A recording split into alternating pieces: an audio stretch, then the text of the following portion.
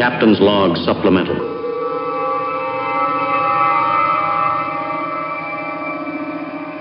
Hey Jeremy, you know those race cars you're busy building?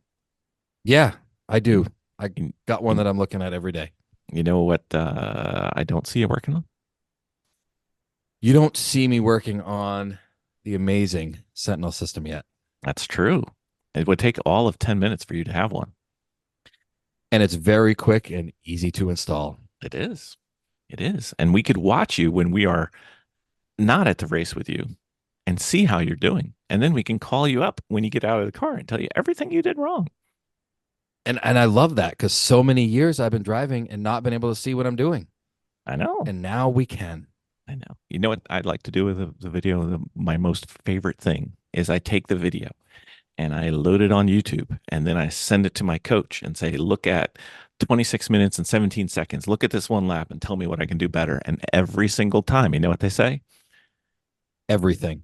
Exactly. Precisely. So with the Sentinel system, you get instantaneous feedback plus useful feedback that unfortunately is accurate for my driving. I think it's accurate for all of our driving. Pretty much. Yeah, that's probably true. Yep.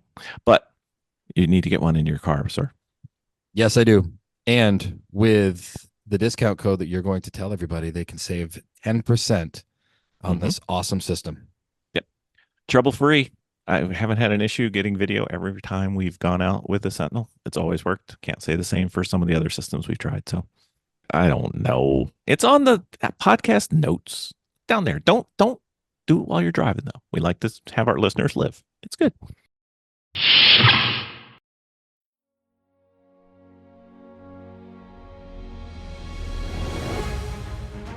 From the great halls of their house, there are assembled three who hope to one day be the world's greatest driving heroes. Created from the cosmic legends of the universe comes our team captain, the Vision, Bill Fisher, and their soon-to-be Wonder Woman, Vicki Fisher, and our Captain Marvel and head flight trainee, Jennifer Scripchuk. Their mission: to fight injustice, share what is right and wrong, to get you out of your house and come out racing with them and serve all mankind. They are the Garage Heroes in Training Team. Welcome to the Garage Heroes in Training Podcast. I'm going to be one of the hosts for this episode. My name is Bill. Who else is hosting? I'm Vicki. That's right. You know, we made a joke that our guest was finally seen in the same location as Eric Thiel, because there's been this, are they two separate people? It's kind of like, have they ever been seen together? Do we know that they're separate? Well, apparently they tried to get a little closer to each other during the last weekend's racing, but, they had a good time. Eric didn't have a great mechanical weekend, but, he will rebuild and he will make it better. But welcome back to the podcast, Nick Barbato. Thank you, Mr. Bill and Mrs. Vicki. Super stoked to be back. So the first question is, how do you like your last name pronounced? Because Kyle and Greg were saying Barbato, and where I grew up, it was Barbato. And since it's your name, you get to choose. You're not the first person that came up to me and has asked me about that since the race. Actually, after race one, they were saying stuff about that. Yes, I can confirm for the worldwide internet, it's Barbato, not Barbato. Oh, there you go. But what I said was I'll wait to have my name pronounced properly after I win my first race. So there you go. Motivation to it. Well, look at it this way. If your name's going to be mispronounced, having Greg Kramer do it isn't a bad way to get it done. That's right. That's right. And I made sure to go and give Greg a big ol' hug after the race. I think he was half in the bag at the podium ceremony when I saw him, but yeah, who knows if he even recalls. That's okay. He's like, I met this guy named Barbato. No, wait. No, I met Barbato. I don't know where this Barbato guy is, but I was just sitting there going, did we have him on the podcast twice already and don't know how to say his name? I mean, besides Nick. I mean, I got that. I'm pretty sure I got that one right. Well, it's funny because I actually after the race, I had sent actually I think even prior, no, I think it was after. I sent a link to a announcing that Greg Creamer did when I ran in Pro World Challenge at Road America 2017. I put it on outside pole and I passed for the lead into turn one, Hmm. and it was all on video. And Greg Creamer was the one that announced it. And so I actually saved that clip way back then. But did he announce it the right way or the wrong way back Greg, then? maybe recall who I was. And this is not the first time around for us. It's not the So first rodeo. so he got it wrong the first time or the right the first time? He was wrong back in 2017, and he All was he right. was wrong this past weekend. That's okay. Consistency is the key to his game. That's right. That's You right. know, if he's Hmm. calling your name, you're doing okay. I know. I know. Yeah. No issues there. So anyway, we've talked around the whole thing, but when last we spoke, I don't know, was it last we spoke? Because you've been on, I don't know. One of the times we spoke, we talked about your post first Grid Life scouting event Mhm. where you had some mechanical issues, but you learned a bit, and you said Hmm. your goal when they get the Lime Rock is top 10. And I said, that is a very, like, a lot of people wouldn't think that's a big deal. That's a big deal because top 10 at Grid Life, especially at a festival event, Lime Rock is not easy because there were 63, 64 cars. Yes, sir. So I was not rooting against you, but I was saying that's a big goal. I mean, you've got lots of racing experience, you've got lots of, accolades and pelts on the wall, but it takes a little bit of time to get used to that crowd, and that's a that's an ocean with some big fish and not like a little pond. So but we can skip right to the end. Mission accomplished, sir. Yes, sir. Yes, sir. And in a big way, a strong way, and maybe with a couple of different strategy changes and a couple of tweaks in hindsight could have been even better. But yeah, basically P5 overall, got a podium in the last race, taking advantage of a invert. Was P1 in practice for the first half of practice. I ended up P2. Had to nerf the car a bit with the power and weight after to be conservative, but Hmm. awesome weekend. All the changes worked as planned. Still more things to change that, some things I verified, confirmed we can talk later on, but Hmm. super stoked, super tough, weekend in terms of the level of drivers and the cars. Could not be happier. It almost felt like a win for me, to be honest. So happy, had such a great time, and it was fantastic. Okay, so it's because I was concerned because there's this thing about racers, you know, second place is first loser, blah blah blah, But sometimes I just want to make sure when you walked out of that weekend, you were pretty proud and happy, and I'm glad to hear that you were. I absolutely was, and it's because I have so much respect and understanding for the cars and drivers in the series. All of the top guys and gals spend a lot of time and energy and effort, to prep their cars, get their setups right. Are very talented drivers. It's a very deep and competitive field, It and is. so I had no illusions about anything. I had a goal.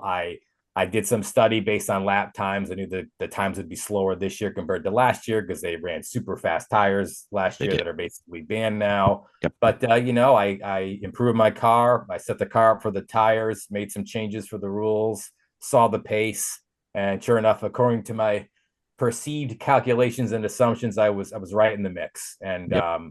so yeah, but at the end of the day, still it's just another day at the office. You go out there, you just get 100% out of the package that you have.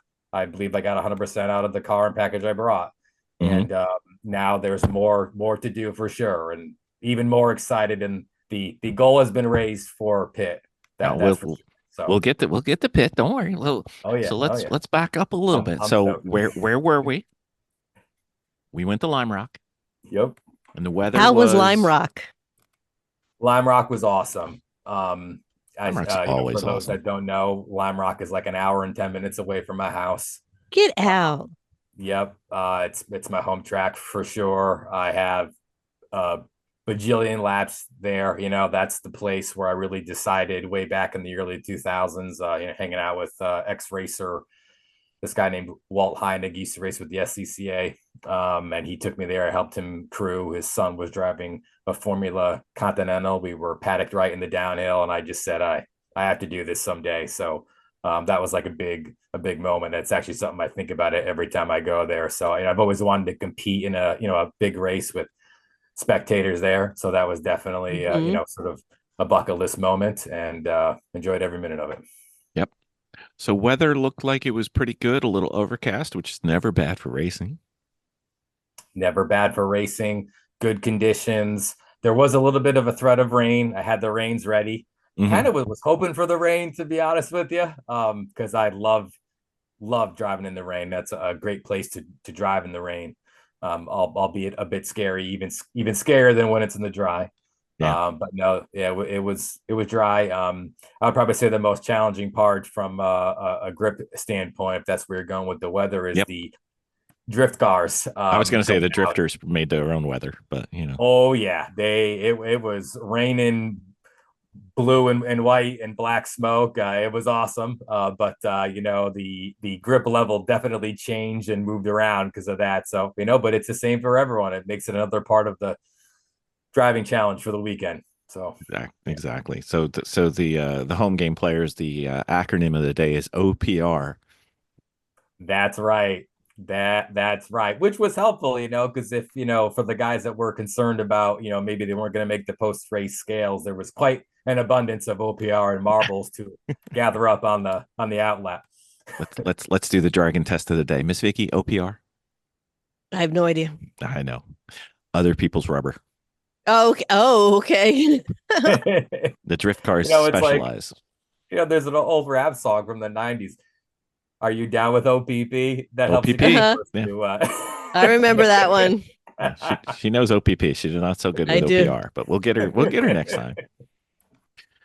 So did you end up down there by yourself, sir? Or did you have some crew with you? Did you have some supporters? I did. I promised my wife I would give a wonderful shout out to Amy Barbato. She was my crew for the weekend. I She did know. a great job. She helped to load and unload the trailer, which is very helpful. So Hmm. thank you to Mrs. Amy.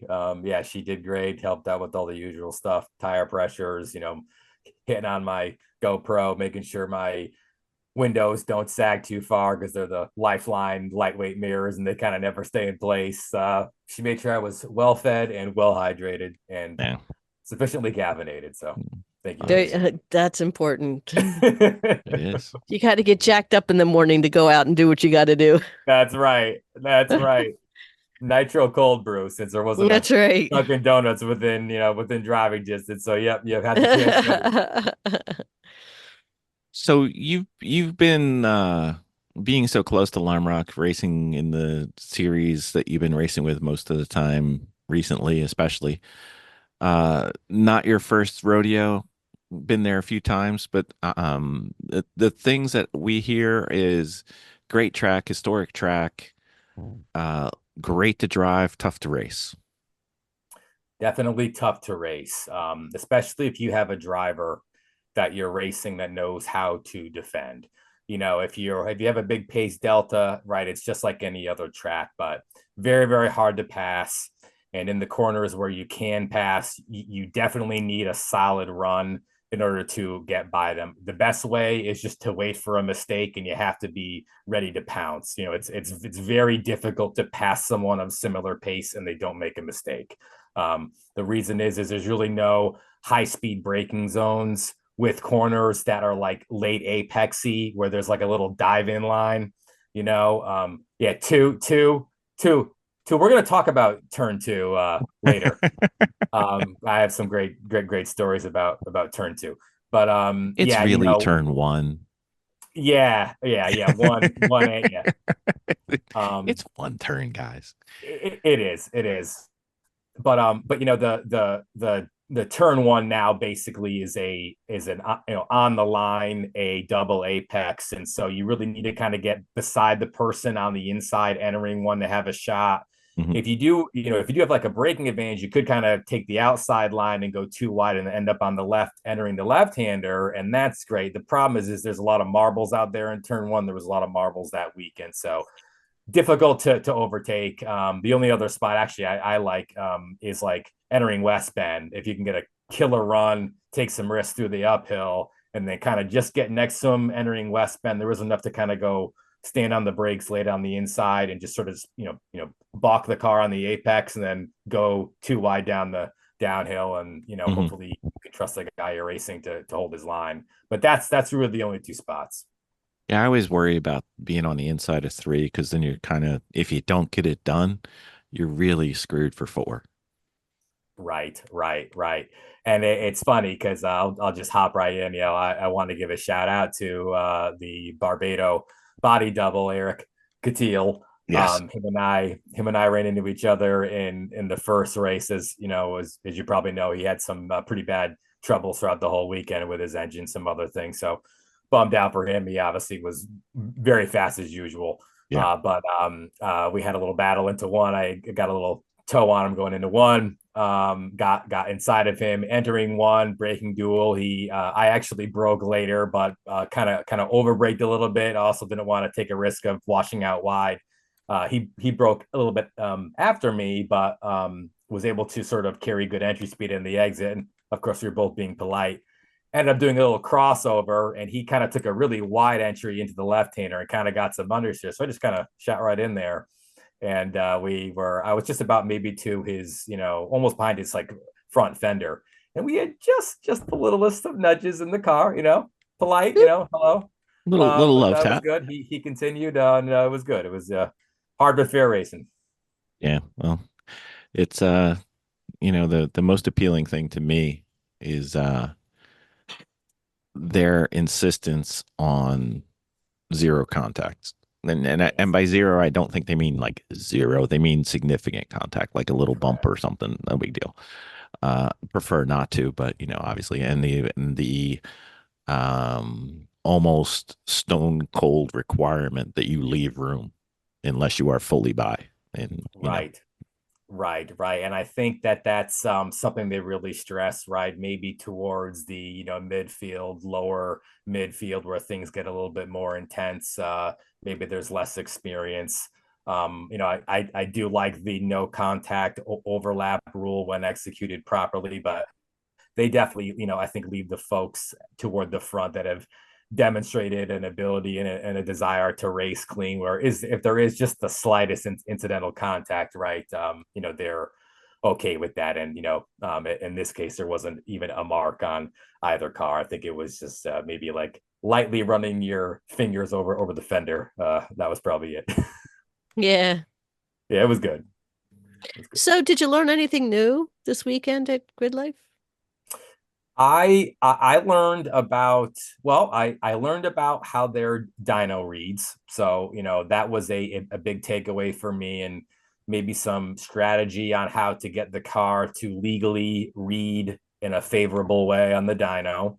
Oh, And also I learned I verified setup. That was a really big thing. So, without going on a rant for, an hour about it, the way the rules are set up, you can run a front splitter, but basically because of the penalty you take for running a front splitter, nobody runs it. I was the only person running a front splitter, probably like in the top 20. And the reason is you take a not insignificant power hit. I think in NASA, it's definitely worth it because you're allowed a 4-inch splitter compared to GLTC, which allows a 3-inch. right. It doesn't sound like a big difference, but it's a 25% reduction in area. And the way that a And splitter works, most of the downforce you get is, right in the center. And so if you're limited in the service area, it kind of hurts it. It definitely makes it less efficient. And the power penalty is just a little bit more as well in GridLife. And as well as the way that the racing works, you definitely want that power. The last thing I'll say too is I think the aero, and this is a phenomenon I experienced looking at data, for example, from my R comp setups to my street tire setups, GLTC running the street tires, is the higher load aero corners. the 200 treadwear tires lose significantly more grip in those high load corners compared to let's say some of the lower speed corners. So actually, if you look at my data, to make a long story short, I can almost match a high 57-second lap on my GLTC Kumo setup through T1, 2, 2, 3, 4, exiting the uphill. I'm sorry, entering the uphill. But the uphill through downhill, that whole sector is like 1.5 seconds because of the, basically 100-mile-an-hour plus apex speeds that really load those tires. So you're also sort of like further not really utilizing a splitter well with the street tires because of that street tire phenomena, that weakness compared to the R comp. So I can see why nobody runs it. And I'm definitely going to be pulling that off and buying myself some free speed for the next race. So yeah, one of the biggest things. Very, very happy about that. So I'm gonna poke a little bit, and you're allowed to not answer. Does the GridLife? I'm familiar with the 3-inch, but does it have more restrictive on the backside too? Like you can't go quite as far back, or is that the same as NAS? I don't actually know the difference. Yeah, I think it actually is the same. And I believe that the rule is it cannot go further beyond the center line of the front axle. Right. And I believe that that's the way the NASA rule works as well. And you can't tip it either, I believe, right? You can tip it just a little bit. I think it's within 5 degrees or something like that, which is, you wouldn't want to tip any more than that anyway, really. But yeah, it has to be flat, right? There's no ducts, vents. You can't, louver or shape. It has to be a flat bottom splitter, no tricks. And there is a not insignificant amount of downforce that you can get from venting, near the, let's say the forward side of the tires underneath. Significant downforce. I think, the professional awesome guys did a little segment on that, and it was like almost 2x the front downforce from the front splitter from like a properly sized vent. I mean, you're talking a lot. So has to be flat bottom. You can run skid plates, stanchions, and I think you can like slightly radius the forward edge just a little bit to smooth it, but like that's it. Has to be flat bottom. Yeah. And then Lime Rock being 5,000 right-hand turns and 1 left-hand turn. Did you elect to go with a balance setup, or did you, as the NASCAR guys say, did you put a little bit of wedge in there? Well, yeah. So there are wedge setups. No, I do not run a wedge setup. I had a lot of people ask me that this weekend.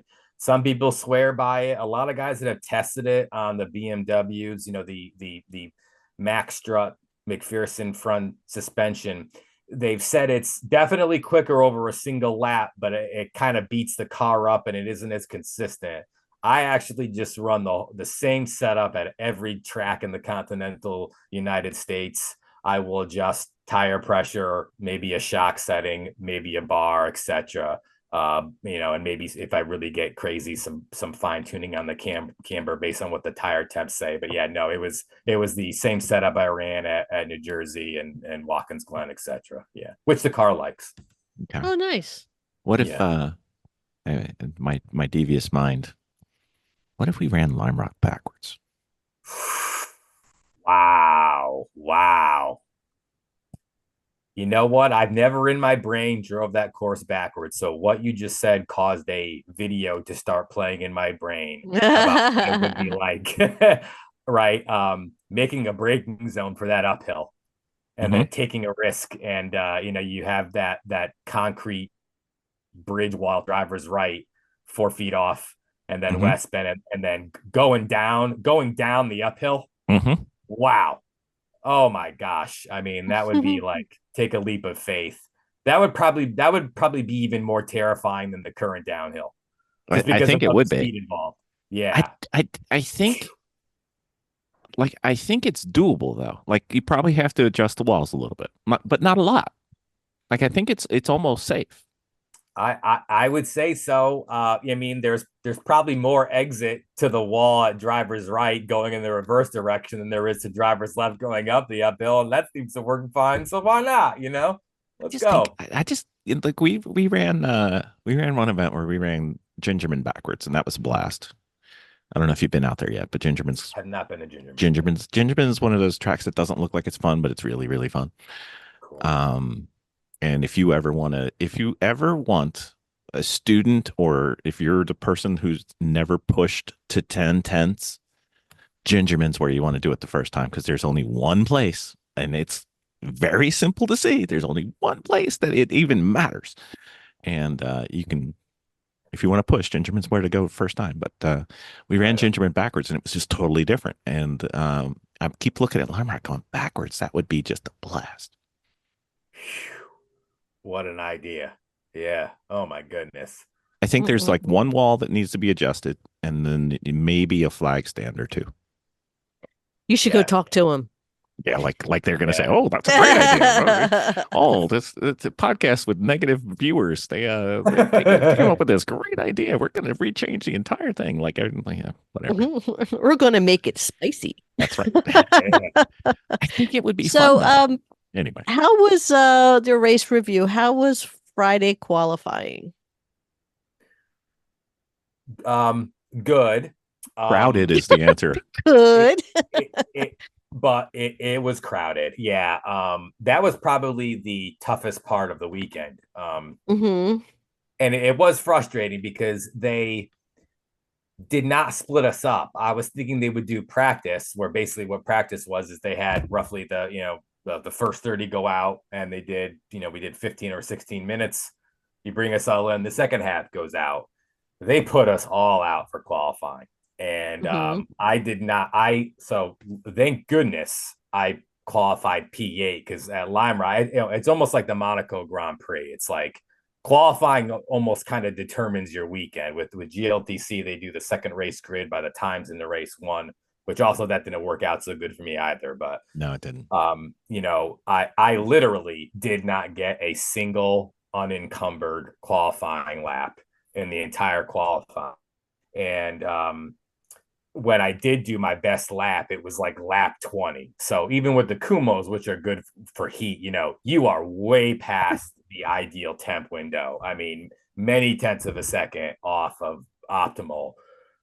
So that was definitely frustrating. So yeah, that was just kind of survive, try to get in a decent lap, but I kept, how I kept myself mentally composed was just like, look, it's the same for everyone, just do the best you can. And, thank goodness it was, not lower than P8. So, yeah. I think they did it just in case there's a change in conditions between section 1 and section 2. Yeah. So it's not ideal, but it's also not unfair. Yes. Yep. That's a great point, because I think there was a change in track conditioning. The track actually got like just a little bit better. They were saying even from the first half of practice to the second half, if you looked at the way the time deltas were. So yeah. So and that could have made a difference. So yeah, that's a great point. That's a great point, just to leave everyone out. Hate to defend Adam every now and then, but yeah, no, that's good. That's fair. That's fair. That's a good point. Yep. So go ahead, Bill. No, I was going to say you qualified well. I think, for the home game players, Nick and I were texting because I wasn't able to get there due to the entire house being sick. We were texting and saying, "Hey, what's going on?" And I think I thought you had a little bit left on the table, and so did you. So yeah, and it, so also to be fair, right? And I take responsibility for this, even though it was maybe a bit unexpected. I did try to prepare for it, but basically in the trim, the power tune and the weight that I ran in practice, I had to significantly nerf that going into qualifying. And I actually ran like 50 pounds over to give myself further margin, depending on what the dyno did. So it ran on the dyno way higher than it ever did on that tune, which I was fully confident would be legal. So in order to be safe, in case they put me on the dyno after qualifying or after race one, that I would pass. Then sure enough, once I went over the dyno in a more representative condition, when they put me on the dyno after race one, I was like, more than 10 horsepower under my requirement, and on this scales like 52 pounds over my mid weight. So I definitely gave up a not insignificant amount of time. It doesn't Yeah. sound like a lot, but Oh, it does. yeah. So What but do you think was but the it's the same difference? for everyone, and that's kind of what I was getting at in the first part, when I gave my statement this evening, is I learned a bit more about how all that works, the procedure, the timing, some techniques that were recommended to me, for, let's say, not exposing yourself to reading on the dyno too high, all that stuff, all the tricks that the guys know, which is all part of the game. Right. So I'll be more prepared for that next time around. Won't have to go as conservative for sure. I mean, one thing you could do, and I'm going to let this one out for free for all our listeners. If you Mhm. put the non-driven wheels on the dyno, you'll measure lower. That would be, that's a good idea. If you can get away with it. Good idea, Bill. No, I'm out of the outside. There's the box, and then there's outside the box, and then there's yeah. Somewhere out there. Hey, just it's a brainstorming session. There are no That's bad right. ideas. It's Just tell them you've converted your car to a 4-wheel drive, and then they're that's kind of right. screwed. That's right. Okay. All Mhm. right. So only one qualifying, and then race one on Friday. Did we do race one, or did we? No, we didn't do race one. Race one. Mhm. Race one. Race one. Race one was awesome. My mindset going into race one was, let's have a clean, fast race. Let's make smart decisions. Again, it's another day at the office. Let's get a good start, and let's put ourselves in a position to have a good rest of the weekend, right? Mm-hmm. And so started P8, moved up 4 spots. Um, one of those spots was Eric Catil making a mistake, or sorry, well, no, not a Mechanical. mistake, mechanical. Kevin Zhu making a mistake. He was quite quick, ended up blowing the dyno after the race, but still he was driving his butt off. By the way, shout out to Kevin Zhu. He can definitely wheel. His car too was not some big high prep car. Mm-mm. And that's cool. Like, big, I made it a point to go and talk to him. Big respect, Kevin Zhu. Awesome job. He made a mistake making a right onto Paul Newman straight, got by him there. Paul Darling had some issue, got by him. So that's what, 765. Yep. And then one other person had an issue, or I got Lena. by. I forget. Lena. I'm sorry. I think I passed.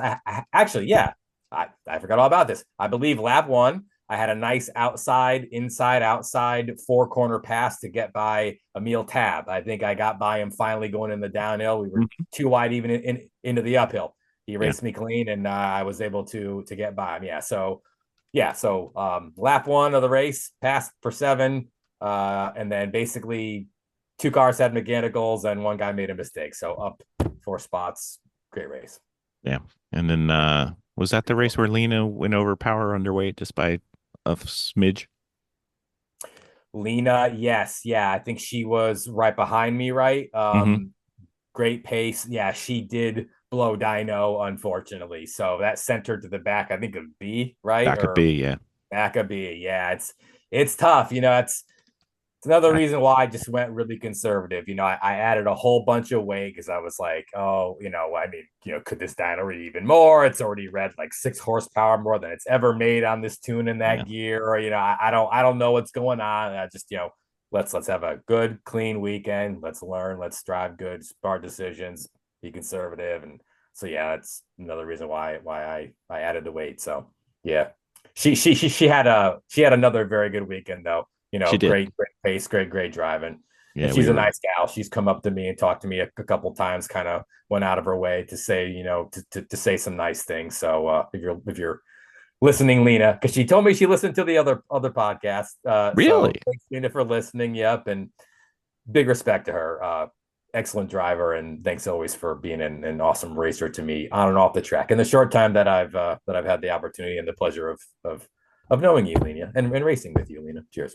Well, we were having quite the jig when we saw her in the top 10, and that was ever so lovely. And in case she is listening. We always use the same joke, and it's always future podcast guest, open That's invite. Love to Yeah, have her right. on there. you should have her on. Oh yeah, I think you'd love to hear what she had to say.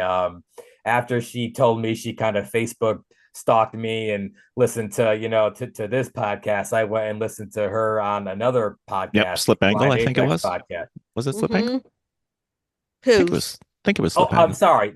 Maybe it was that one. Yeah. One Yeah, of those podcasts. Yeah, maybe it was that Mm-hmm. one. yeah, But yeah, it was good. But it was cool to hear her background and everything. Yeah, I think it would be great to have yeah. her on. Sure. Yeah. Yeah, we try to invite people on that we know or we meet in person, and so just because we haven't asked you to come on the podcast doesn't mean we don't want you to be on the podcast. Because I've got a Right. list of about 40 people. I think we started off with like 50 people we wanted to have as bucket list invites for the podcast, and we're Mm-hmm. not very far into it because we haven't met these people yet. But we're working. Yeah. Well, if you weren't sick last weekend, I know, you I could have. know. Trust me. Well, I look Yeah. at it this way: we love our racing friends, and the last thing we wanted to do was go there and get anybody sick. So we said Oh, we're just going to watch on TV. for sure, for sure, for sure. Yep. Which is kind of cool, I almost said sometimes watching the races on TV is even more fun. Yeah, Obviously it's cool to be there in person, but you just sometimes get a better idea of the action and stuff in the split. So I yeah, always just did both whenever I go to Lime Rock. I yeah. watch the race, and then in between, I've got time. I watch it again.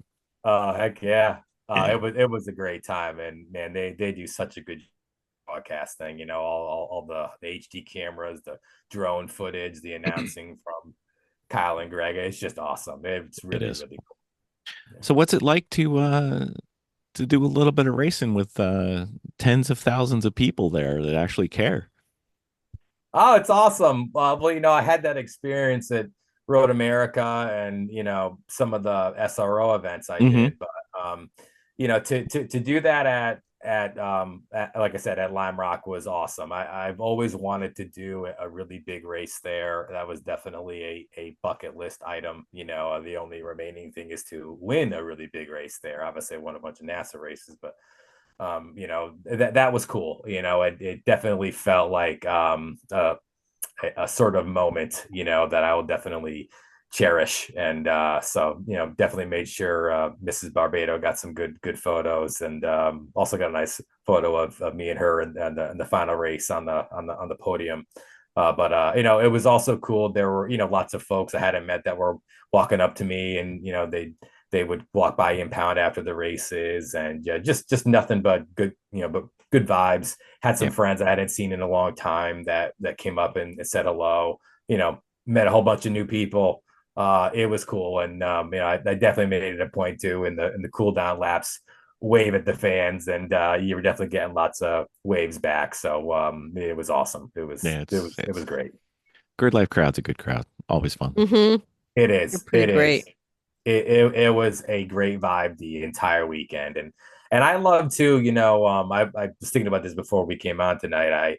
I also love how they feature the battles like up and down the field, Hmm. like not just at the front. They did a great job with the B race. That guy, I think his name is Jackie Ding. Jackie He Ding, owns yeah. the A86 Corolla, Yep. and he's out there and he's sliding that thing around, and they were featuring that battle and the other cool cars. It's like I really like the whole celebration of motorsports thing in general that they do, and I'm not trying to blow Mm-mm. smoke up their butts to brown nose anyone. It's still about the racing. That's why I'm there. But it's like I love that other stuff too.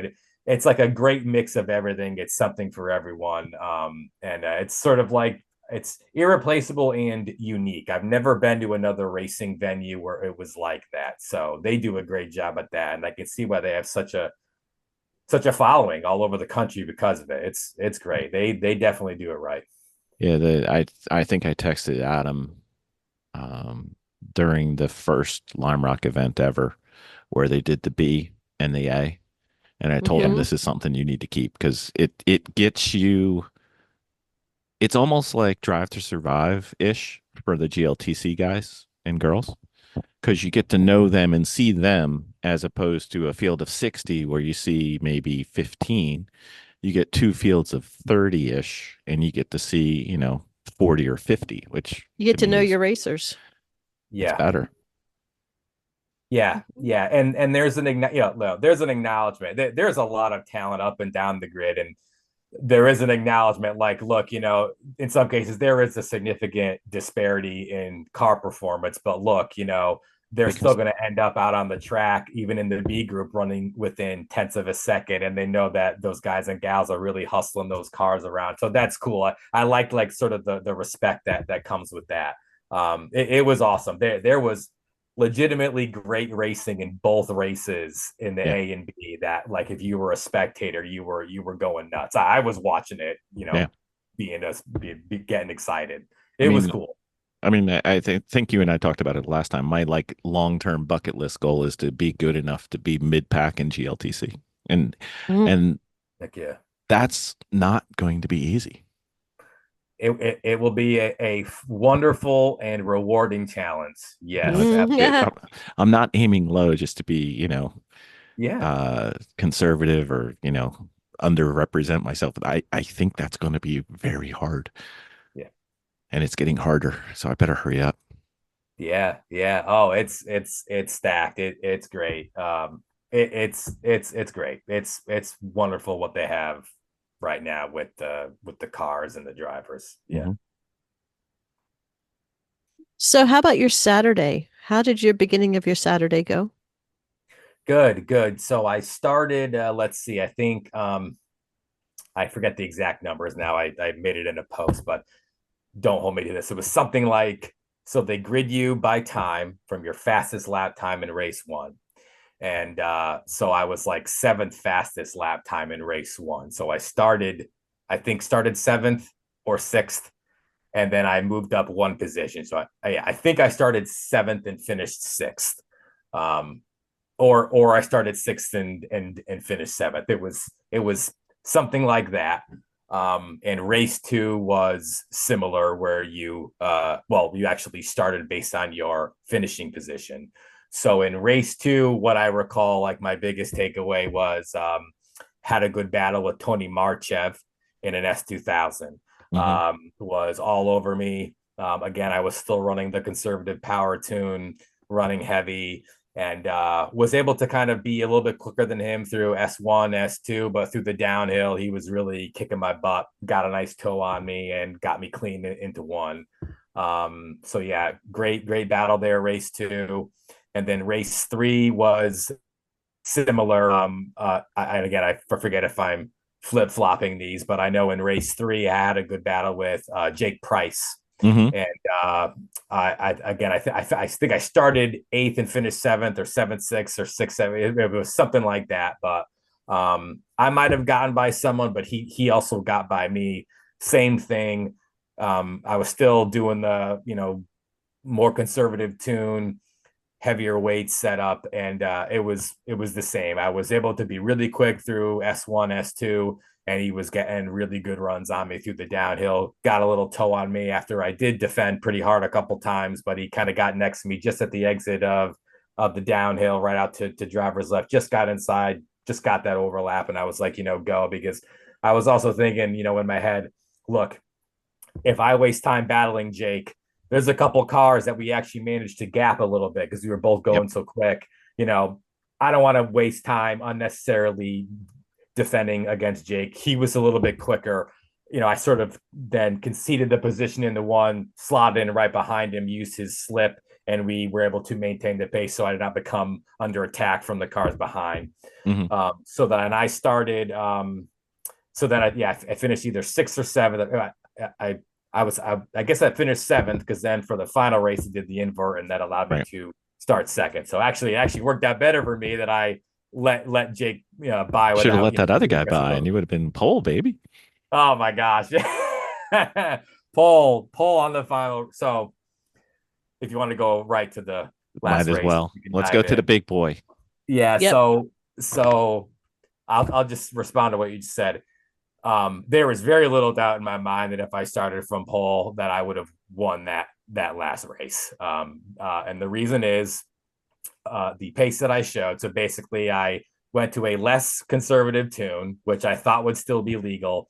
For sure, would have been legal if the dyno read as low as it did after the first race, and it was only like 2 or 3 horsepower, which still would have been like, 6 or 7 horsepower under. But I also left the weight low now. So I basically ran like over 30 pounds lighter. And that was a significant pace difference. I ended up setting the 3rd fastest lap of the race, I believe, maybe 4th. If not, it was close. And so race started from P2. Ecker in the Corvette got a good jump. Of course, he just, murked me off the start.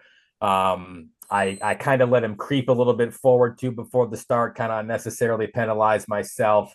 Entered turn 1, and I made like my only mistake of the weekend.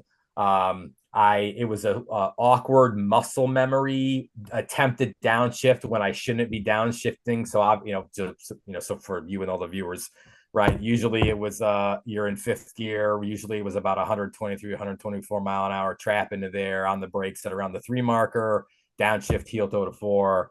Well, I kind of entered that corner from the start way up in the RPM band in 4th gear, like almost about to shift to 5th. So I think what my brain was telling me was, this is like you have to downshift, or you have to make another shift.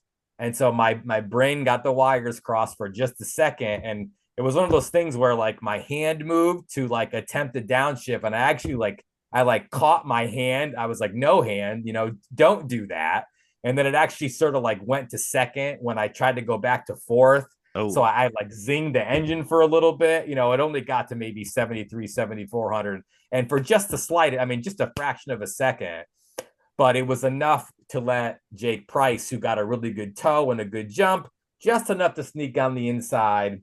And I even, I watched the video back, even watched the live stream. And on the live stream, you couldn't even really tell anything happened. It just kind of looked like maybe I either overslowed or I caught some understeer, and Jake made a nice move. And it was like just the littlest mistake like that, and that definitely cost me 2nd place. So So then I spent the whole race all over Jake, biding my time.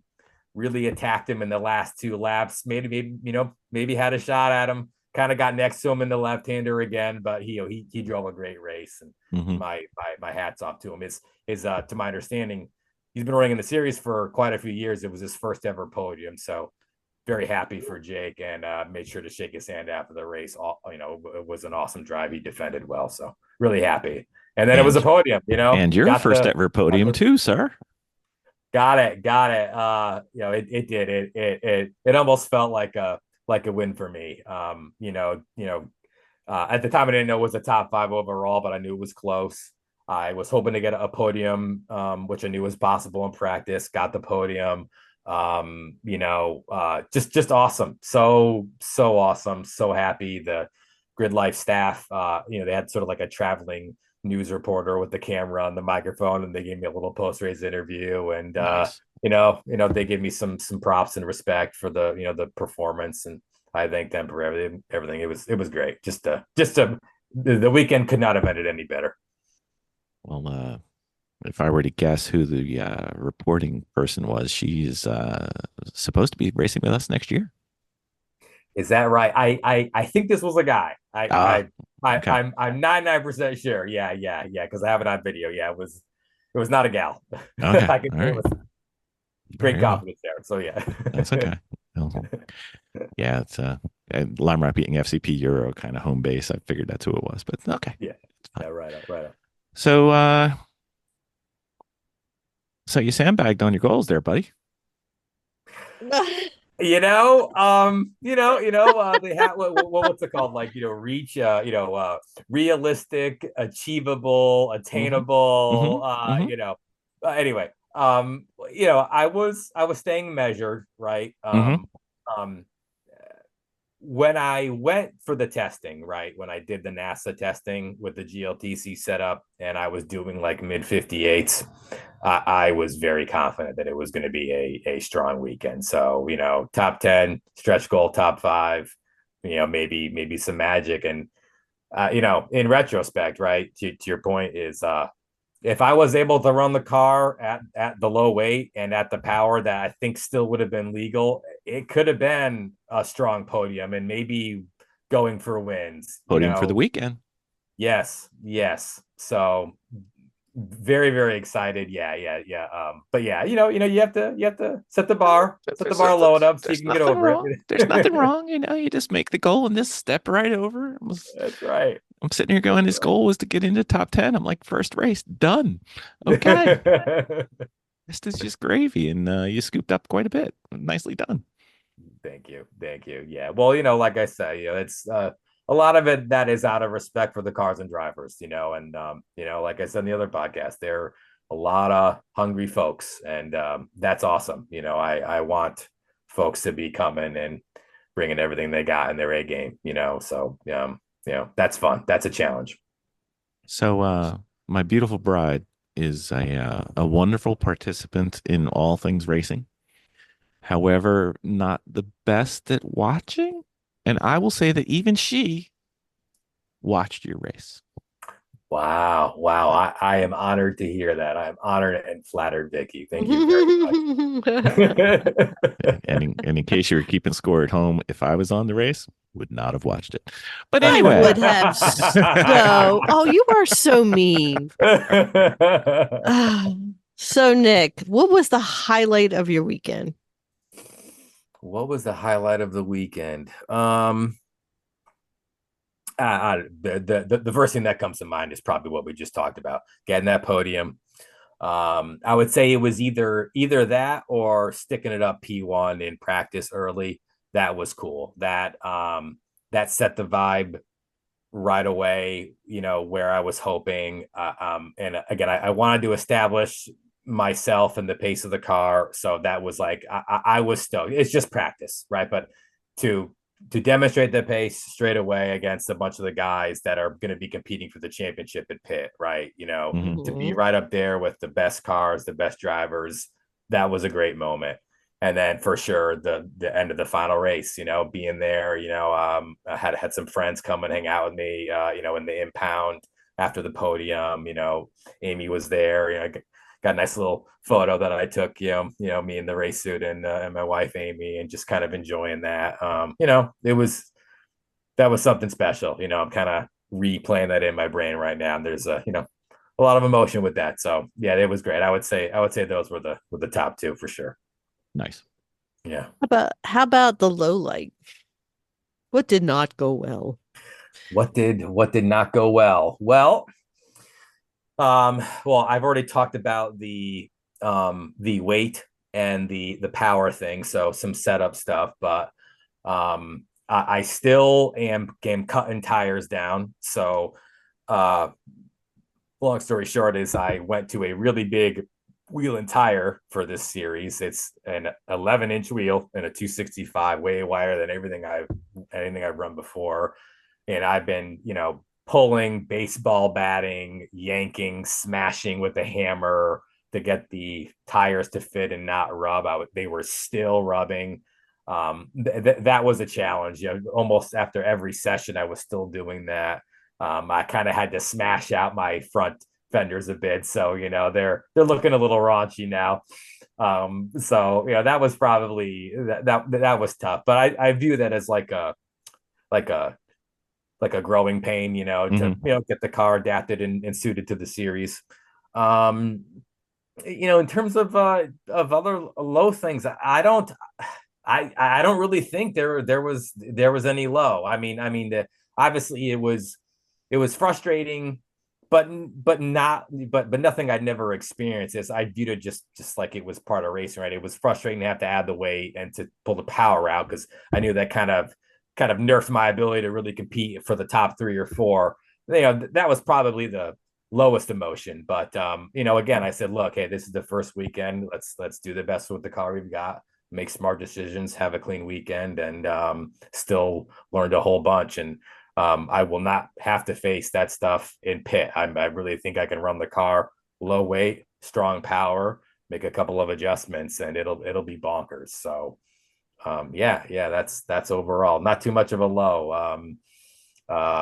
Maybe if there was a low, it was, I had a couple of Modelos on Saturday night with Eric Magnuson and his crew, and then margarita, and I got down to about halfway down with that margarita, and I don't drink a lot, so things got a little cloudy for me. And at some point, halfway during the margarita, Amy took it and she tossed it in the garbage because she didn't want me drinking as much. So Sunday waking up, I had a little bit of a hangover, but Yeah, that's all part of it. So yeah, that was probably the lowest low of the weekend was the Sunday hangover. But sounds but like that was a good sounds like hangover. Amy's the MVP of this weekend, as always, right? That's right. That's right. No, it was good. Yeah, it was overall a great weekend. No complaints. Nothing. Awesome, Yeah. awesome, awesome. So, looking back at your weekend, what's the memorable cars that stick out to you and why? Memorable cars. Well, first thing that popped into my mind was Matan Rosenberg. Hmm. Matan Rosenberg and that, good driver. I think is a guy who's ship. Um, that car is a monster. I remember in first practice, when I still had the good tune on it, the low weight, and I was kind of behind him through practice and was able to pull on him pretty hard through S1, S2, S3, S4. He's running the Nexans though, and the Nexans are much higher grip, almost like an R comp. So he would kind of pull a gap through uphill, west bend, downhill, and I'd come pull back up on him. It was cool seeing that car. Eric Catil's car is awesome. It I is. got some really cool video I'm going to share of Oh, him nice. shooting sparks, with titanium Yep, skid plates. Either are they titanium. tire or magnesium? I think he said they were titanium. Yeah, and so he's shooting sparks on the uphill. So I was behind him for a little while. That was really cool to see.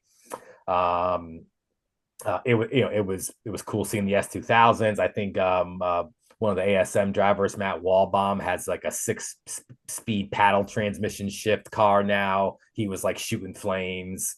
Um, and then seeing a bunch of the time attack cars. I mean, some of those things were ridiculous. I think there's a four rotor RX-7. Hmm. Was watching the Tesla Model 3 race, seeing those cars having a race, but you can't even hear them on the track, they're just so quiet, but they're having a race. The Rush SR cars were cool. Hmm. There was a couple of those that were like, putting two tires in the air on the uphill. That was crazy. Yep. Um, I heard there was yeah, a couple of the I time got attack guys who were four wheels off. Oh yeah, oh yeah, some crazy cars, and yeah, I'm a big fan of the Haichi Roku. Again, I talked about Jackie Ding. I love seeing the A86 Corolla and stuff out there. Um, yeah, there was some so many cool cars that I'll replay. And even just the cool cars that were street cars, there were some Yeah. super clean, like untouched, unmolested E36 M3s. There were some Mark IV Supras. I love the whole festival thing that Yeah. they had, with like the late 90s JDM stuff. It's just eye candy, just so beautiful. Hmm. Yeah. Yep. All right. So special for you since we went over handling and car setup. We have an extra three questions for you that we don't typically do. So Well, you let's do earned it. it. So you've got the M3. What's the battle plan for an E46 versus the Corvettes in GLTC? Well, so I'm E36, of course, but if you're talking Oh, for you, sorry, E36. Sorry, I yeah, thought it was a yeah, 46. yeah. So, all right. So,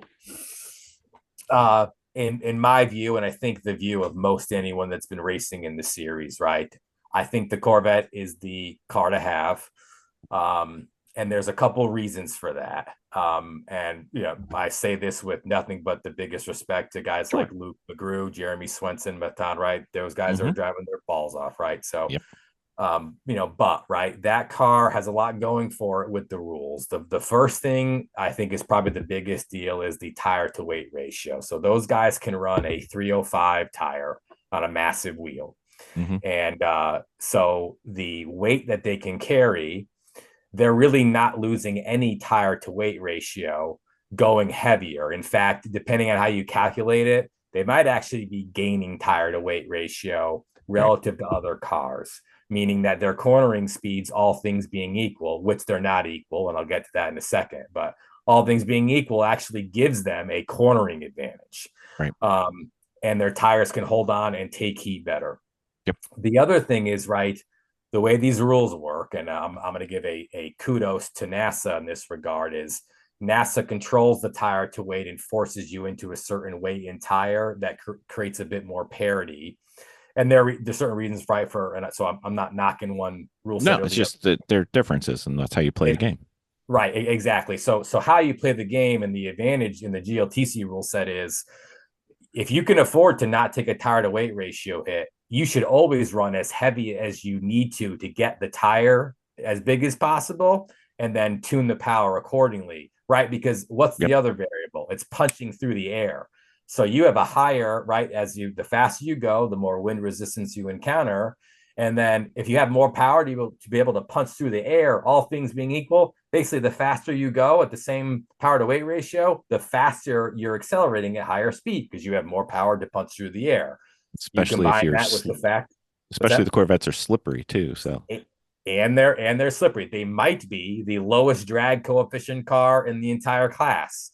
So not only are they making the power, not only do they have the tire and probably a handling advantage, they're also the most slippery and the flattest torque curves, right? And 50-50 weight distribution, and basically a super badass, of course it's a transverse leaf spring, but it's basically like a double wishbone transverse leaf spring setup, right? They are a killer car. There's a reason they dominated in the Le Mans series and everything else. They are absolute monsters of a car. They are the car to have. That car in the S2000 is the car to have. Oh, we'll get there. That's one of the three questions. So what's the E36 M3 strategy? Where are you going to make it up? Are you going to make it up in braking? Because you got good braking.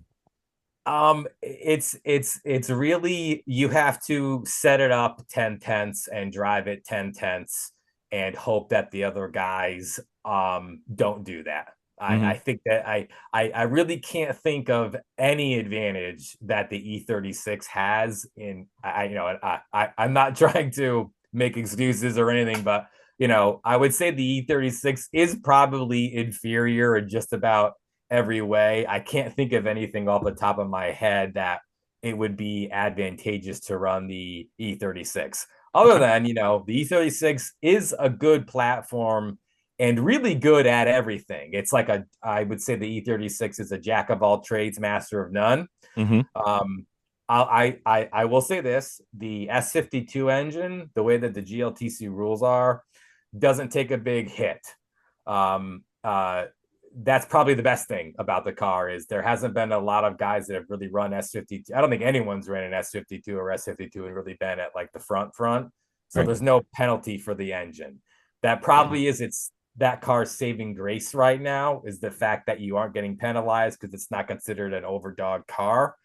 That allows it to be competitive, whereas other cars might get more nerfed, right? They tend, I think, to penalize cars based on engine displacement or specific engine, like if you have an LS or whatever.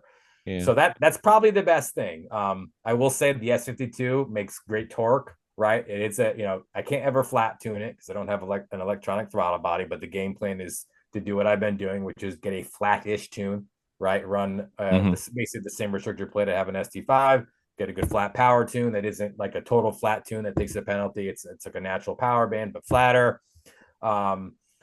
I can run my car right at the limit, basically just over 2850 to get into the 265 tire range, run the big tires. I also have a 5-speed transmission. I don't have a 6-speed, right? So I can't really take advantage of some extra excel. That's a bummer. But it's still decent gearing, and the car works well. I have I think another positive about the E36 is a ton of aftermarket support. And so you have support with it. It's a great chassis. Look, I'm not knocking the E36. It's just if you want my raw response, if this was like a no expenses spared, I could pick any chassis. It would be the Vet or the S2000 right now. But the E36 does have a shot to be in the mix, and you make people sweat, and you try to be there when they make mistakes. And so yeah, let's set up our butts off. Let's drive our butts off, and let's see what happens. Yeah. All right. So you know where the next one is. What about your battle plan to the S2000s? Well, the S2000, you know how I feel about the S2000. It's God's gift to cornering. The double wishbone setup combined with that super badass K24 engine with the 6-speed manual transmission, and there's a good formula now for the S2000 in the class. I know the ASM shop and the way they have those cars set up, right? There's a lot of experience there. I'm Just a touch, yeah. just a touch, right? So I've never met Andy. What's his last name? Andy Smedegard. Smedegard, right? Yeah. I've never met him, but I know they've been working hard. They have some great setups there. Between their experience, him, Matt, Tom, and all the rest, and Lena. Lena. So those cars are dialed, right? So it's that as well. But it's just a great platform. I mean, there's a reason why. For example, in NASA ST5, there is a double AR multiplier that it's basically an effective BOP on the S2000 to slow down the S2000 just a little bit, right? But let's say apples to apples, it's the faster car. And I think anyone that's ever driven those two chassis will give respect to both chassis. But the S2000, all things equal, is just a bit quicker. It's lower 50-50 weight distribution, superior suspension, 6-speed transmission, great power band. It's just an awesome car. So yeah, again, it's the same deal, probably what the E36 has compared to those cars is it hasn't gotten a nerf. I think the K24 got a penalty this year, right? That's what needs to stay, at least what it needs to stay. I pray that the S2000 is not given a buff for next year, because that's going to be tough to deal with, especially because they're already so fast. I think Lena got the fastest lap on race 3 or 4 or She something. did.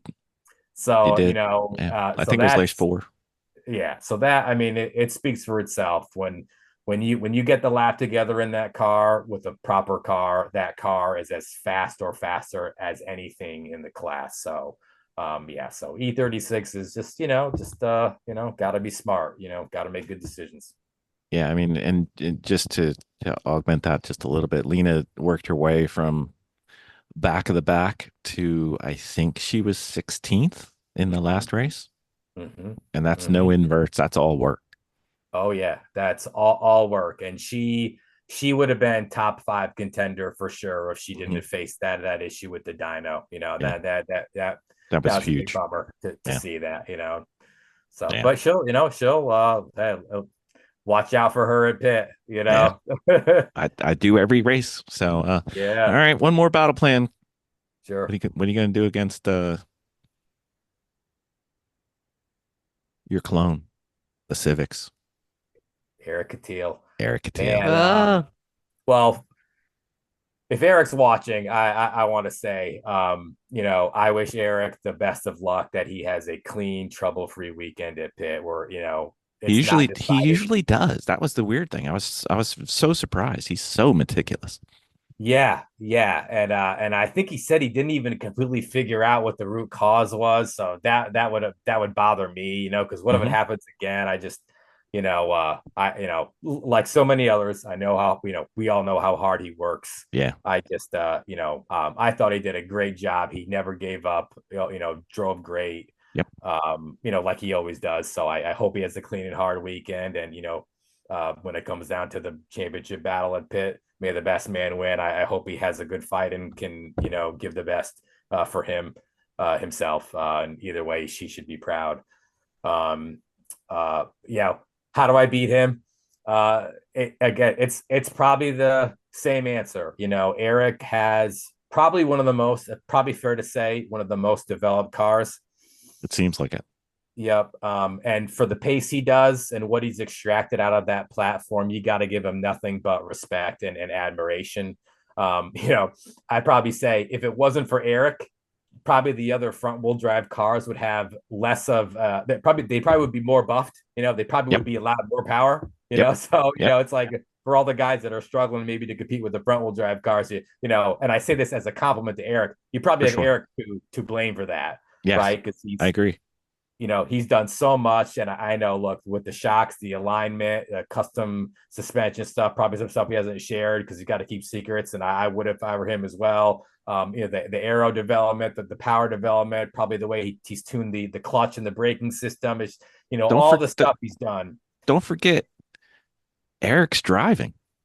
I He mean, he he's a beast. it's just, He it's not like, oh, the car is great and he's just there. I mean, it's all there.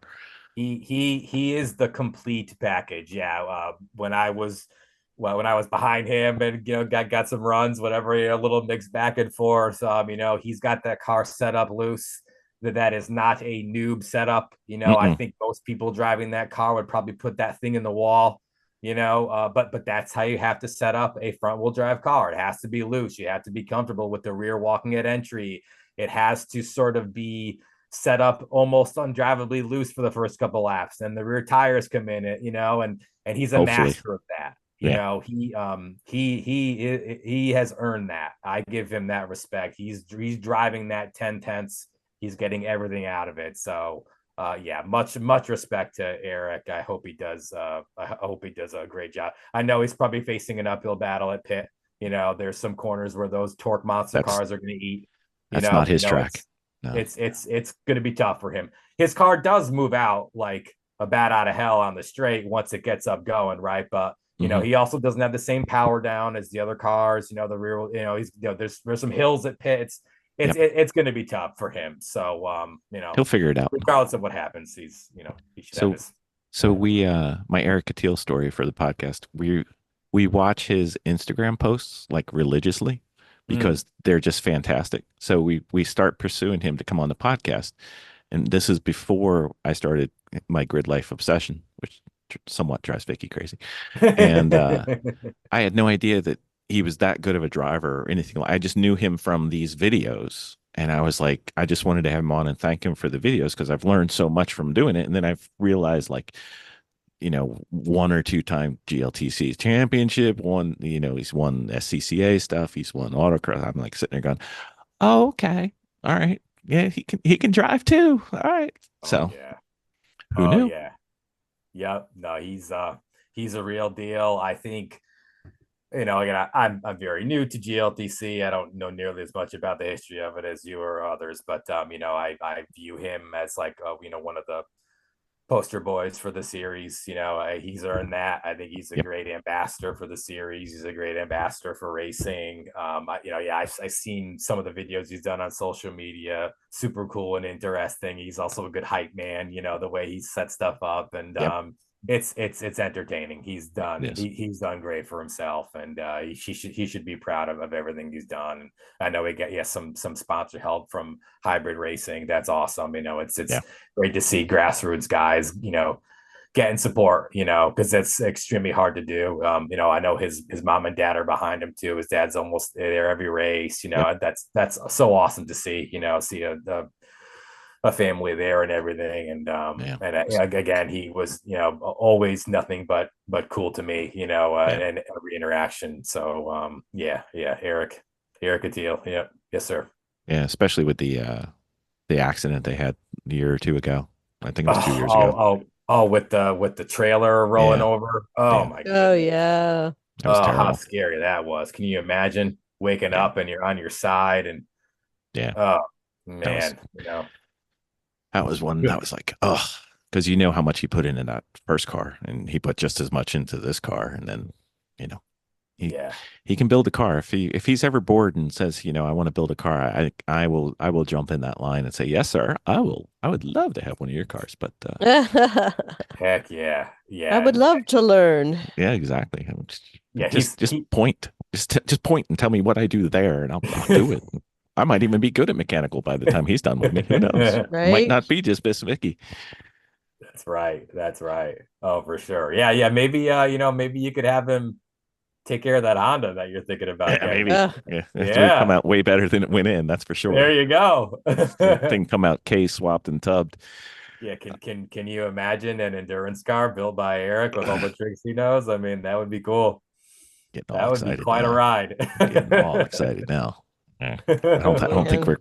we're quite deserving of something of that level. But all right, so Nick, here's the toughest question of the day. You ready? Sure. Yeah. Do you need an E46 for GLTC, or are you good to go?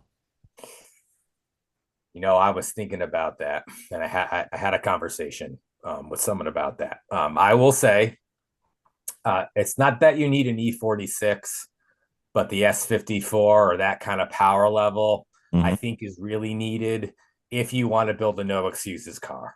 To the I limit. think if and that's not to say, the S2000, which has, the cornering and the 6-speed, but for BMW specifically, right? You're not going to be really out cornering apples to apples in terms of raw potential of that or Mm-mm. an S2000, right? So Mm-hmm.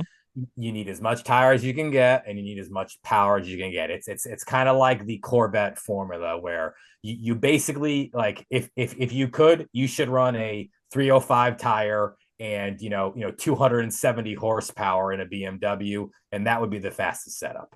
Right. So yes, I would say, yeah, if that's where you're going with that question, Yep. I would run an E46. I would probably run an S54 powered E46 or some engine, right, that could make that kind of power and cram the biggest wheels and tires possible on it, and that would Oh, be the geez. fastest setup.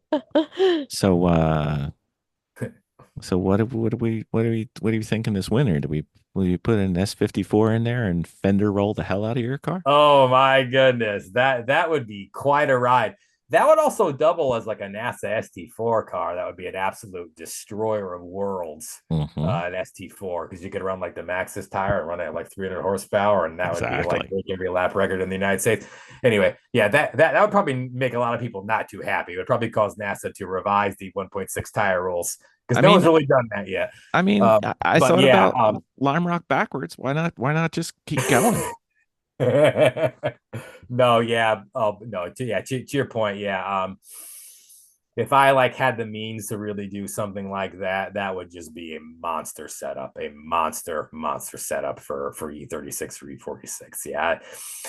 I don't think I'm going to do that. I think I'm going to try to make the S52 work, for some stuff next year. But yeah, let's see what happens. Are you, Let's are see. you Let's see what happens over the pit winter. race? A little pit Really race action? nice. So current plan for next season, does that mean more grid life in your future, or are you just gonna stay mostly the East Coasty side? I'm gonna do this last race at Pitt, and I have maybe a lucky dog race coming up, maybe. No, And maybe. No, yeah, maybe. all right. And then I'm probably gonna do one more NASA race, and then I'm gonna think about what I want to do next year. I've not decided. Doing more races with Grid Life, or at least doing bigger events in general, more travel, maybe at least 5 big races next year is probably what I'd like to do. Hmm. If all 5 of those are GLTC, that could be cool. Yeah, because Mhm. there's definitely 5 in driving distance. Yeah, for sure. I was gonna say you do Mid Ohio, Gingerman, ACC, Hmm. pit race, and Lime Rock. Yeah. So that's definitely something I'm considering. Borderline NCM. Borderline NCM, which people have told me is a fun place to go. So Mhm. I'm thinking So about that. confusing. So confusing. I would What's so say, confusing? It looks the same. Every turn Oh, looks the oh same. yeah. I swear, I thought I had this track down. Like I went there for my first time and I'm teaching and I'm also driving. And I thought I had this track down, and they have this great thing at their place where all of the flag stations have the turn number. And there's 19, I think there's 19 turns. It's either 19 or 20, 23. And I'm like, all right, I got this track down. I'm almost done. And I look, it's like 12. I'm like, oh, I have no idea where I am. I'm just like, my mind is blown that I am like so far. I thought I was coming down the front straight again. I'm like ready for this track to end, and I'm not even halfway. so it's like the Groundhog Day of Yeah, racetracks. yeah, because it's all asphalt and Armco, and there's Yeah. almost nothing you can see, like Okay. to know what you're doing. Yeah. So Not too many not too reference much. points, markers. Yeah. Okay. I Okay. mean, there's reference points, but there's not a lot of differentiation between turns, Okay. and you just And it's a really long track, and obviously it's made for Corvettes, so it has some really long straights. So I'm out there in a Toyota H6, just thinking I'm almost done, and I'm like, not quite done. Still keeps going. Just keeps going. I'm Well, almost that sounds halfway. like a that sounds like a good candidate for a lot of sim training. Is the track available on iRacing or Assetto Corsa? It is available. I don't remember which different softwares have it, but it is available. So Okay. I would highly recommend. Yes. That's one that watch some video, play some sim, perhaps a scouting trip. Yeah. Mental note added if I go there to Yeah. put in some good sim work for sure. Yeah. Yeah. Or the other thing that I recommend is don't underestimate going for an endurance race, because there's nothing like 80 laps 2 times a day. I mean, two Oh, times a weekend to yeah. get a little muscle memory going. You might actually find out that there is a difference. I couldn't tell, but whatever. Because the sun wasn't even out, so it was like one of those gray days. So I couldn't tell, like, am I going like with the sun to my left or is it sun to my right? So I was just like, I have no idea. I felt like I was in a snow globe. It was like everybody kept Yeah. shaking. Yeah. Fun Yeah. track Oh though. yeah. Yeah, I've been there too. Yeah, after a 2 hour and 45 minute stint at Loudon, yeah, I know exactly what you're talking about. Yeah, You know the track. you do every single inch. Yeah, Every it's. every I little think bit. there's probably no way you can get that intimate with a track without a really long stint like that. The kinds of things that sort of go into autopilot mode. It's cool. It's almost like a bit of a Zen feeling, not really in a way you kind of get in a sprint race. Yeah. There's something to be said for that. I've talked about that with other people on the endurance races. There's something about a real long, hard, 2 hour plus stint that's irreplaceable that I think everyone should experience once. Yeah. I think the way I put it to somebody was like, after that, after a full weekend with endurance racing at a track, you rarely have one of those. Well, that's not how to do that turn. I mean, we just kind of you got all those gone and some options. So plus you're used to driving offline and everything because there's so many cars. But that's fine. Oh yeah. Oh yeah. So Yeah. job well done, sir. Mm-hmm. Thank you very much, guys. Happy with the weekend and definitely looking forward to Pitt in a couple months. Can't wait. Mm-hmm. We have been requested slash badgered slash guilted. We are going to see if we can get into Sunday Cup and be there. Woohoo! So Awesome. Mm-hmm. Awesome. Which car? Which car are you gonna run? we're going with our I think it's a 2015 Fit. Cool. Very cool. You're gonna have a blast. Mm-hmm. It shall be fun. And Awesome. if Miss Vicki comes, you'll have somebody who can help you mechanically. If I come, I can go get food and parts. Yeah. Good at that. Okay. All right. I We know do that our Sounds best. good. I know some this great great food in pit race, so we can take care of you there. Yeah. I'm being reminded of the Superior Paddock game that you talked about. So maybe I could experience that a little Yeah. bit. Yeah, get a little taste. Okay. Maybe Uh, we'll uh, see if we can drag Miss Vicky down there. It'll be fun. all right. All right. She's like, Vicki, she's like, what better are you see doing to out me? there. I know. She's like, what are you doing to I me? got stuff to learn. What are you doing to me? It's Mm-hmm. okay. We got this covered. All right. Sounds like fun. Yep. Mr. Barbato aiming for top 10 did it, but not one, not two, not three, but 4 races. And then put a little cherry on top with a little podium action. Yes, sir. It was a sweet one too. Very sweet. Mm-hmm.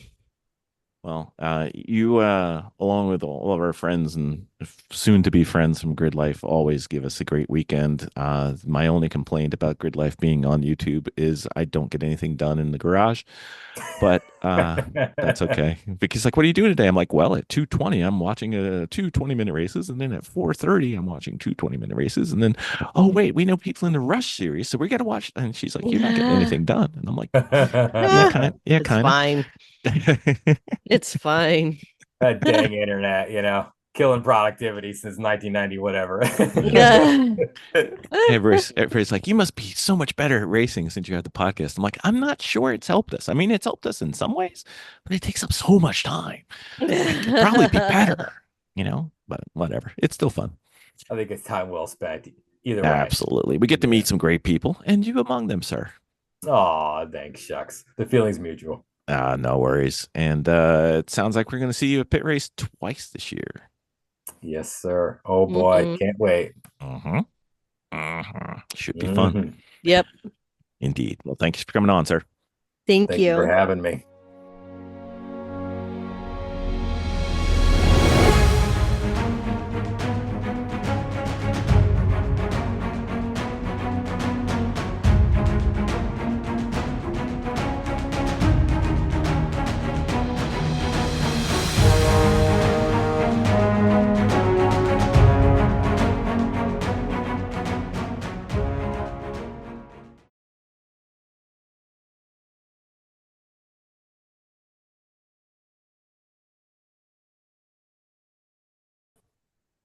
Howdy, howdy.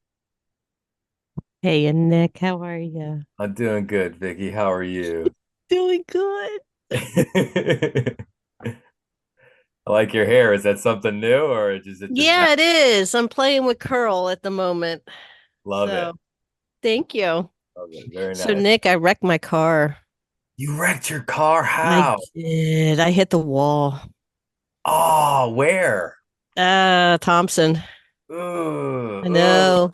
I know oh. exactly what I did too. And I was half a track down, half a lap for handing it over to Bill. Hey, Bill, you should blur our screen on that end.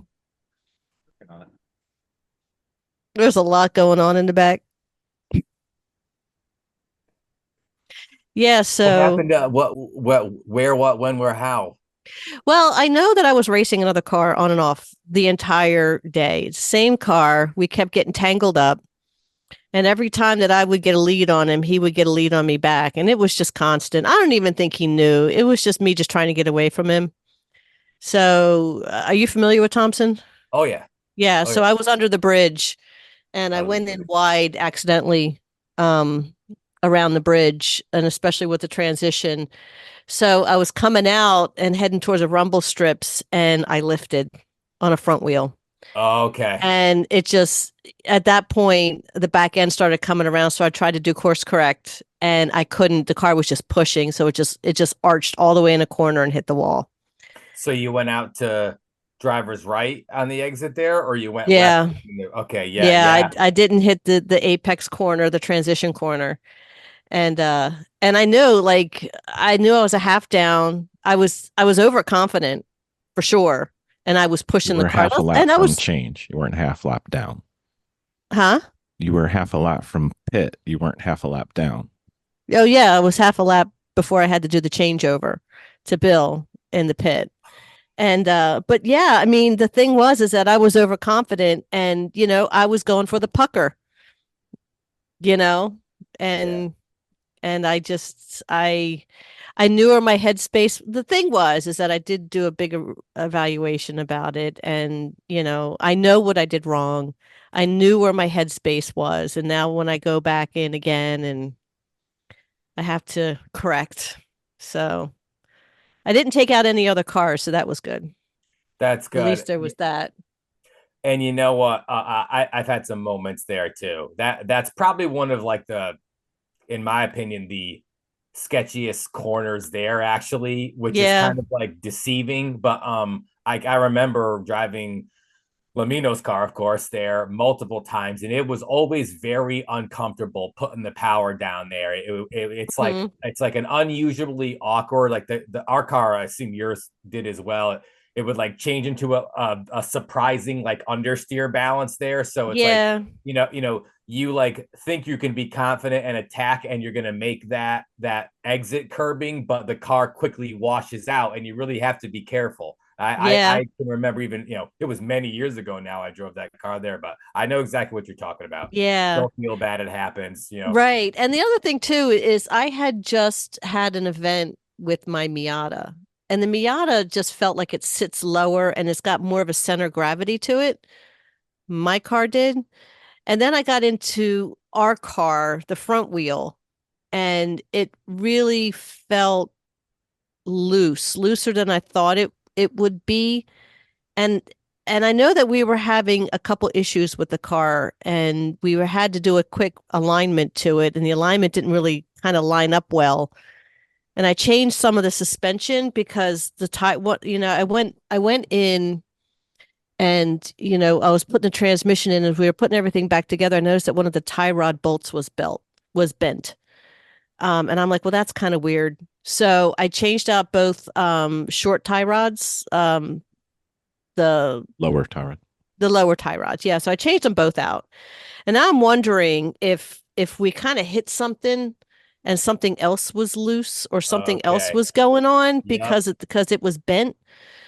Yep. Because I kind of got in there and the car just felt looser than I'm normally used to. And and I know that it was way off. Like our adjusting what was our alignment was off. Yeah, the toe when we got in the car was way off and nothing was tight. Right. Right. And then, so it even got to the point that after we kind of did everything, it's like the steering wheel was crooked. So I'm like, well, that's kind of weird too. So we just kind of adjusted the steering wheel to kind of match, but it was just like a little cockeyed. But I was just like, the car doesn't feel the same as it did. Mm-hmm. And I'm not blaming the car, but I felt maybe I was over driving it or was overconfident with it. And just a little, not a little cocky, but I was like holding my own, and I was really kind of making strides and making a lot of passes. Mm-hmm. And that wasn't the point, but kind of it is, but it kind of it isn't. You just kind of race the track. Yeah. Well, And but it's still a race, and you're competing, and you have to overtake people. So yeah, don't Monday morning quarterback yourself too hard. yeah, But just it's a learning experience. So it was, it won't yeah. happen again, right? No, no, no. I'd like to So, say it would never happen again, but you can never say that because it's part of the process. Yeah. But it's been a really long time since I've had an incident like that, like a good couple years. How bad was the damage? I mean, Well, that's kind of like we're on the fence about it. Actually, it just damaged everything in front of the skirt weld. Okay. So it can be straightened. It's basically The guy the said, core support, the radiator, and a little bit of the front, like I would call them horns, but they're not horns on a Honda. yeah. Okay. So, I mean, it can be straightened, but now the guys are saying, well, we should switch over to a BMW. And I'm just like, so so they want to start, we have a chassis, and We have a rolling shell and we have a full finished spec E46 plus car. Oh, perfect. right. So Bill's like, it will simplify all of our parts. We would be able to go a little faster.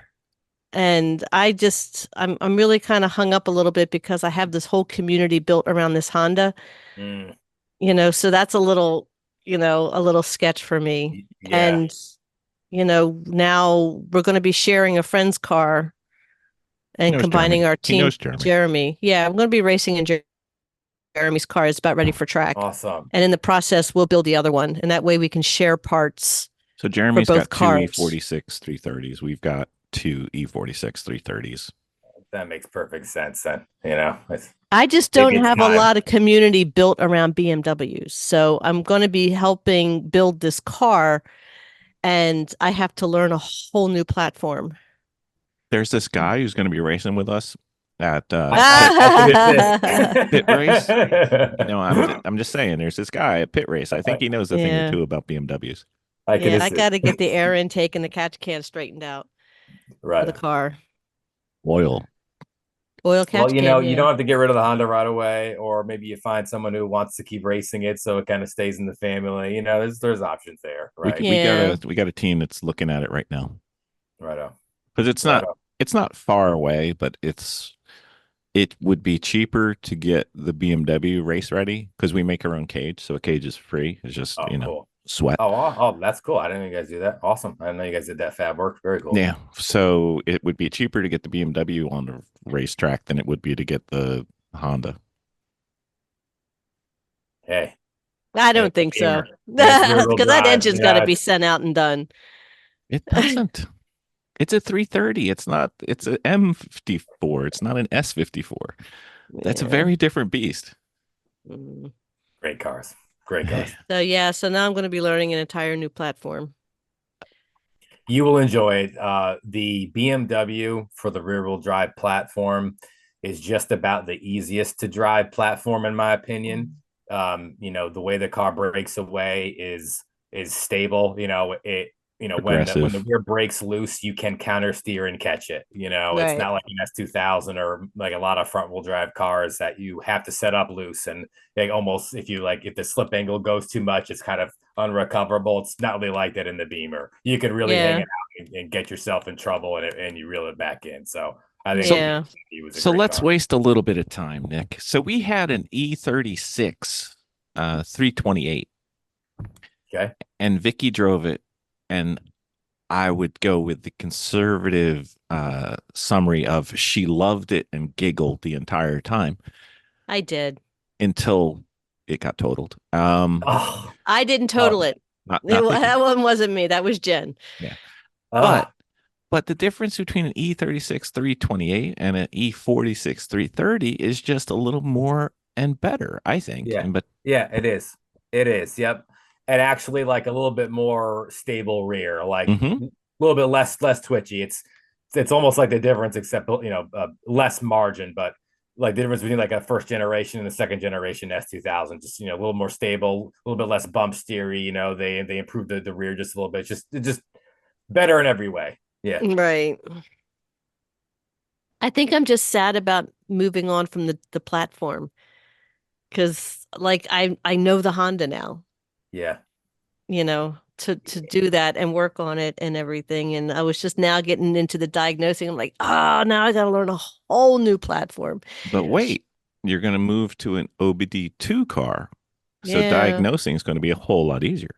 Yeah, that will be true. and I'm sure there's plenty of things you learn that will carry over. Right, it's the same fundamentals. Yeah. So, but I do understand what you mean, though. Obviously, I didn't come from the front wheel drive Hondas. I came from the S2000s, but there's also something about the Hondas, Yeah. in particular, the way the engine and the drivetrain feels, the noises it makes. I mean, I Hmm. love the way Honda motors sound. I do. I will forever be like a geek nerdo. And especially the S2000 high revving, the K series engines, the B series, they've made some fantastic engines. So Yeah. you'll find the BMW is a little bit more mundane in that regard. Still like sounds good. It's actually funny because I watch these guys and gals that post these Honda videos in their Honda race cars, and they're going like a few seconds slower, but man, like the in cockpit sounds, it's like they're flying. The Right. Well, yeah, Honda that's stuff what just it sounds does so do. good. It sounds so good. It's like maybe I can do like a noise overlay, in my BMW videos, but dub a K series, or something. Mess with people. Yeah. Yeah, I end up leaving and going licking my wounds in the trailer. I just didn't really want to talk to anybody when it happened. I'm just like, "Ah, I Oh, know everybody's coming over and talking about it and everything. I'm like, I just don't want to talk to anybody right now. yep, I yep, gotta go lick my wounds yep. and You just come gotta back. get away and chill out, 100%. Yeah, I'm the Yep. same way. Yeah, just Yeah. thanks for your support, but I'm gonna chill out. See Yeah, ya. I'm gonna go take a nap. Yep, I'll be yep. back. 100% been there. Believe me. Believe me. Yep. Yeah. Well, at least you're okay. Yeah, Yeah, it worked out. indeed. Well, it looks like Jeremy is occupied, so I think we're going to have to Yeah. roll with us. And Not he this wants isn't like like the best three, but okay. That's And all he right. wants It's to fine. be my plus one on this build. I don't have much confidence in him being my plus one on this build. I got you. I know BMW. Mm-hmm. All right. You guys ready? Mm-hmm. All right. Very good.